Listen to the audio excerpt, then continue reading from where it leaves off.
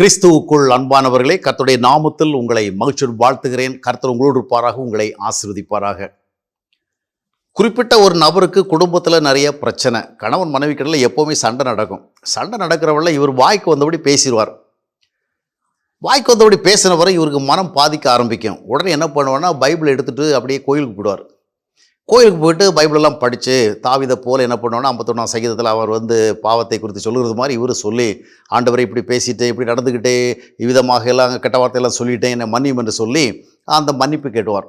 ஆனால் மன்னிப்பு கேட்டு வருவார், மறுபடியும் வீட்டில் வரவர்களே ஏதாவது ஒரு பிரச்சனை வந்தால் இதே நடைமுறை தான். ஆனால் வீட்டில் சண்டை போட வேண்டியது, கோயிலில் போய் மன்னிப்பு கேட்க வேண்டியது, இதான் இவருடைய நடைமுறை. ஆனால் ஒரு உண்மை என்னவென்று சொன்னால், வீட்டில் செஞ்ச பாவத்தை கோயிலில் போய் அறிக்கையிட்டால் மட்டும் போகாது. வீட்டில் செஞ்ச பாவத்தை நாம் வீட்டு சூழல்களே சிந்தித்து அதற்கு ஒரு மாற்று வழி, அதாவது அது ஒரு விடுதலை ஆகிற வழி எதிர்பார்க்கணும். சொல்லுவாங்க, கழுவி மறுபடியும் சகதியில் போடுறது. அதாவது நம்ம தவறை செய்கிறோம், மன்னிப்பு கேட்குறோம், மறுபடியும் தவறை செய்கிறோம். மனித வாழ்க்கையில் தவறுவதும் மன்னிப்பு கேட்பதும் தொடர்ந்து நடைபெறுகிற காரியமாக இருந்தாலும், நாம் தவறுகளெல்லாம் செய்துவிட்டு மன்னிப்பு கேட்டு விட்டோம் என்கிற ஒரு மனநிலை விளைவாக நம்ம சரியாகிட்டு நினைத்து விடக்கூடாது. நான் என்ன தப்பு பண்ணாலும் உடனே அவன்கிட்ட மன்னிப்பு கேட்டு விடுகிறேன். மன்னிப்பு கேட்பது மட்டுமல்ல, அந்த தவறுகளை விட்டு வெளியே வருவதற்கு உரிய நடவடிக்கைகள் எடுக்க வேணும்.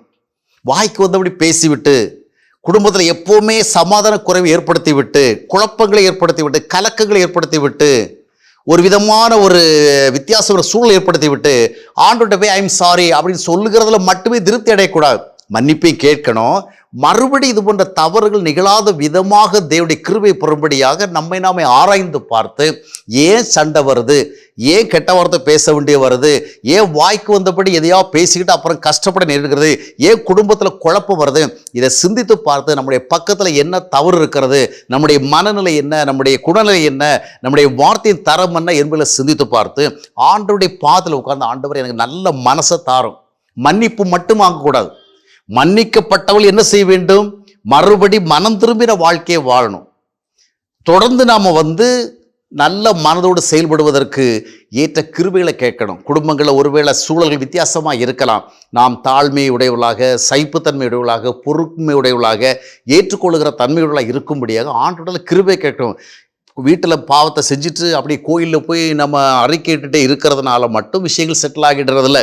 ஆகையால் தவறுகளை உணர்வது நல்ல பழக்கம், மன்னிப்பு கேட்கிறது நல்ல பழக்கம். ஆனால் மறுபடியும் மன்னிப்பு கேட்பதை வாழ்க்கை முறையாக்கி கொள்ளாதபடிக்கு நம்முடைய வாழ்க்கை முறை மாற வேண்டும் என்ற அடிப்படையில் ஆண்டவர் எனக்கு நல்ல இருதயத்தை தார், நல்ல ஆவியை தாரும்.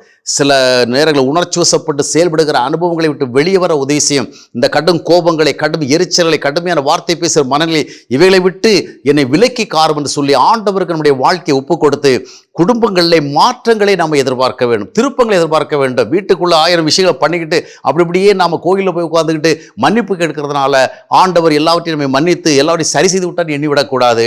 மன்னிப்பு கேட்பது நல்ல பழக்கம். ஆனால் மறுபடி தவறாமல் வாழ்வதற்கு தேவையான தேவ கிருபையை நம்ம தேட வேண்டும்.